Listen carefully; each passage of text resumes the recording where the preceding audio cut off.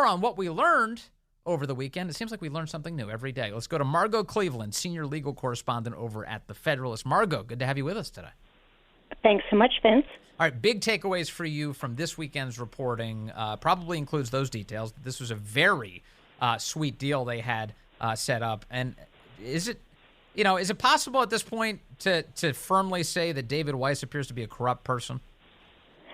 I don't think yet that we can get there. I really think everything that we've seen so far is that he's a wuss. I mean, he doesn't have the backbone to stand up to this political pressure that you're getting. Yeah. And we see this coming from the Times article and Politico's article where it really looked like Hunter Biden's attorneys were in there just bullying him, and he was frozen with indecision. So I don't think it's necessarily corruption, but even if it wasn't corruption and it was this frozen with indecision, inability to, stand up and Yes. and not worry about where the chips fall, at this point, we can't trust him. Right. We know he won't do the right thing. And we have him coming out and running cover for this interference from DOJ. So I wouldn't necessarily say that part's the corruption, but that's the company line. He's standing with DOJ even when DOJ did interfere in this. And now we have Weiss in the middle of that. He clearly saw the interference coming from DOJ. I guess my point is that he's working to advance his own career, so he's giving Hunter Biden special treatment in order to do that. That sounds like a corrupt arrangement. Yeah, I guess that would definitely be one way that you could look at it. I just wonder, though, if he's doing it to advance his career or doing it to just save face and get out of it, because I don't see where he's going. I mean, where is he going to go from being a U.S. attorney? The only other place you go usually is attorney general, and that's not happening. So I just and if you think about it, this all makes sense because they had enough to charge Hunter way before the 2020 election. So why didn't he do it then? The idea of him being undecisive and just weak, I think, goes with that.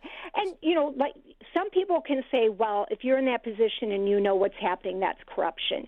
But my take is more that it's a weakness on his part, as opposed to something nefarious. Yeah, or either way, however we get there, he's doing the wrong thing. So right. So we've got a top deputy of his, or at least for some time, a woman called Leslie Wolf. Her name has appeared a lot recently. The IRS whistleblowers indicated that she was the woman who was constantly stopping them from going down investigative paths that would have led to Joe Biden. She said no questions about the big guy, no questions about Dad, according to the IRS whistleblowers.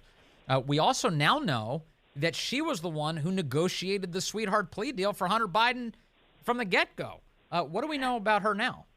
Right. So it wasn't just the sweetheart deal. It was the super sweet, extra sugar sweetheart deal where she had pushed for Hunter not to have any charges, but merely this pretrial diversion agreement on the gun charge. And she had actually contacted, from the way the Times says it, had contacted Clark, who was Hunter's attorney at the time, and said, pitch this as an idea. Hey, how does this sound? And then came out with the terms that included this huge immunity agreement and said, in a caveat to one of it, well, I haven't had this approved by the superiors.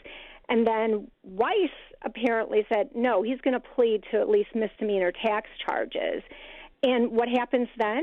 Hunter's attorney just blows up and, goes crazy and says, you were manipulating, you were this, you were that. Again, showing who's running the show. Right. I mean, the government's supposed to be in charge here when they're negotiating that. So, but one of the things you were talking about, Leslie was the one who was putting the brakes on everything. Yes. The New York Times, I'm pretty sure it might have been political, but pretty sure it was the New York Times, talked about Leslie reaching out to Clark with whom she had built a rapport over the last 2 years. Yes.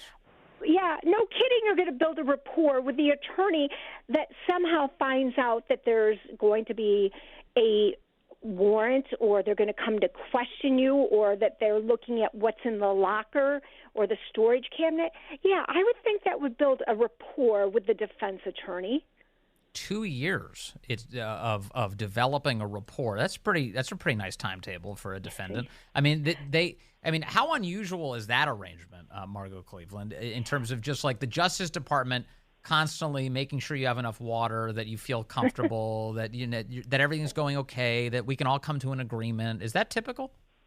Well, I'm sure that prosecutors do build up rapports with good defense attorneys who are ethical and playing by the book, because professional attorneys do want to negotiate hard, but they also want to have professionals to work with. But it's crossing the line when that rapport turns into saying no to things and alerting the other side to things. So I think that we don't even have to say, maybe half the cases there's a rapport where they feel that they can work and trust the other side to keep their word. But this is going way beyond that.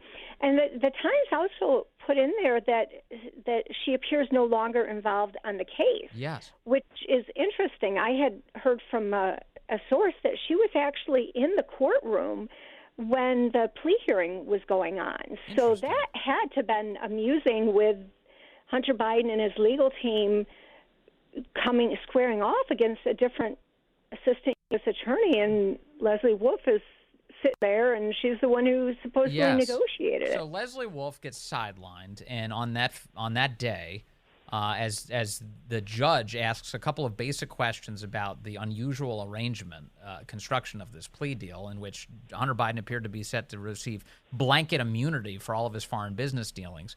The replacement assistant U.S. attorney was a guy called Leo Wise, and Leo Wise apparently wasn't on the same page as Leslie Wolf. He didn't realize that Hunter Biden was being granted immunity that was that sweeping. And that's apparently how this whole thing fell apart, at least according to the New York Times reporting this weekend. What do you make of that? Well, I think the New York Times is playing a little fast and loose there, because Leo Weiss did say that it was limited to basically 3 categories: drug offenses, the gun offense, and the tax offenses. And that's where Hunter's attorneys originally objected. But then, and this is what the New York Times it really slid over. Yes. The attorneys went out of the room. They conferenced. They came back in, and they said, we're in agreement now. And they said, and the judge said, okay, well, what does this immunity protect? The government laid out those limited 3 things. The judge asked the attorney for Hunter Biden, do you agree that's what it's limited to? And he said yes. And then fast forward to the end of the hearing. At the end of the hearing, when she asked for further briefing, she said something to the effect of, I don't want to tell you how to write these diversion agreements, but I think you should try to maybe clean up the language so it is representative of the oral modification that happened today in court. And that was those 3 points. So I find that really amazing how the Times tried to make it sound like what blew up was that Leo was trying to contract the immunity, when in reality the attorney for Hunter Biden had already agreed orally in court the immunity was limited to 3 things. Yeah, so I have a suspicion about that, and I'd like to hear your educated assessment of this. About that conference that those lawyers had. They all come back, and all of a sudden they're in agreement, but obviously the judge prevented this from all moving forward. My impression was that at that moment that the Justice Department, the U.S. attorney there, kind of gave Hunter Biden's attorneys a wink and a nod. That, okay, just say that you accept the terms, and we'll stop hassling you, but that's just between you and I. Right. So that was one of my thoughts, but then I actually had a second thought, which was that the attorney basically said to Hunter's attorney said to him, look, just go along with it. it's in writing the other way. It's written much broader. And if they try to charge you, the writing is going to be what controls. And if not, you can basically say, well, my attorneys gave me bad advice. And the reason I think that your assessment here is probably going to be what we'll be talking about in the weeks ahead is because already over the weekend, you're beginning to see an indication that Hunter Biden's attorneys over the last week, they've been leaving. They no longer represent him. They've decided they are now fact witnesses, and they want to argue that original plea deal stands because Hunter Biden's signature is on it. David Weiss's signature is on it. They consider that binding, and that Hunter Biden is entitled to blanket immunity. What do you make of that? Well, I think that that's going to be a bad argument, especially since all of this background was leaked to the Times. And that was very clear that they were not content, they being the U.S. Attorney's Office, would not go forward with the pretrial diversion without the additional guilty plea. And that was what the parties' understanding was. And that understanding could be shown from the document itself that it was not signed by the probation office. But even if they say, okay, this pretrial diversion agreement is binding, the blanket immunity, again, this is what's key, is Clark in court said it is not blanket immunity. Our understanding is it's these three things. And that's where, you're going to have continuous anything on this. That's definitely not what the text says. The text says he doesn't get prosecuted for anything involving these facts. Basically, anything that was in the statement of facts. But there was another development that I thought was interesting. A lot of people looked at it like, okay, she dismissed the case, it's done. She actually only dismissed the gun case. She actually only dismissed the tax cases. The gun case is still there. And that means this judge, who was very skeptical of this pretrial diversion agreement, and to whom Hunter Biden's attorney said, yes, it's only these three things, she's going to be the one to decide whether or not there was blanket immunity, whether or not it's still binding. So that's gonna be a hard thing for Hunter to overturn with his new counsel. All right, some other questions for you here, Margot Cleveland. Sure. Politico reports this weekend that Hunter's lawyers, in order to try and scare David Weiss into submission, they've threatened to put Joe Biden on the stand as a fact witness. What do you make of that tactic? That tactic right there was in October of 22, and that should have immediately sent Weiss to Garland, or Attorney General Garland, asking for special counsel status. So smart, yeah. And he didn't. Instead, what did he do? He represented to the country that he was the ultimate decision maker. And what did Attorney General Garland do? Even though Hunter's attorney had reached out to him, that was a key point, too. Even though Hunter's attorney was out there trying to get all the bigwigs at DOJ to intervene, the Attorney General tells the public and Congress that this is up to Weiss. There's no political issues here because this is solely up to Weiss. They were playing the presidential card to try to get no charges filed. That Weiss did not immediately go to the Attorney General on that and seek special counsel authority, to me, tells me we need impeachment inquiries to find out what happened. And he really should, if that's the case, be impeached, because he cannot do his job as the the U.S. attorney in Delaware, and he should be nowhere near a special counsel investigation. There's also a lot of attention in this Politico report, speaking of impeachment, on a never-before-seen bit of writing from Hunter Biden to one of his attorneys in an email.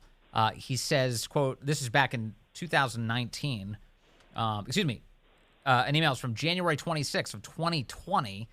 I have a meeting tomorrow with impeachment lawyers for the day.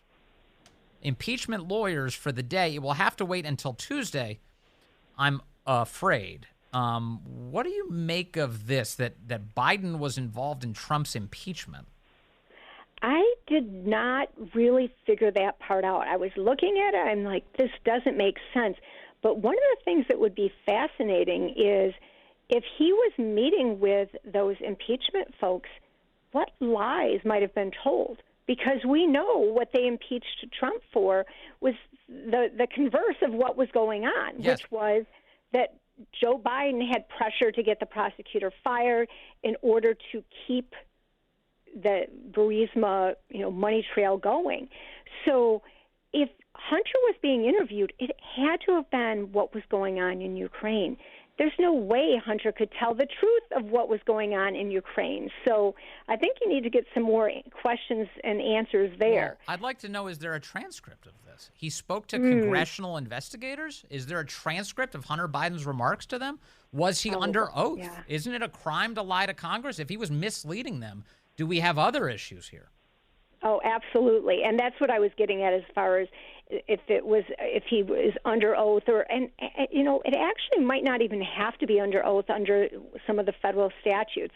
But I had not thought about the transcript part. But of course, this was all the Democrats. So it's highly unlikely that the Republicans were involved or had knowledge of that. But that would be a really important thing for the Weaponization Committee to take a look at.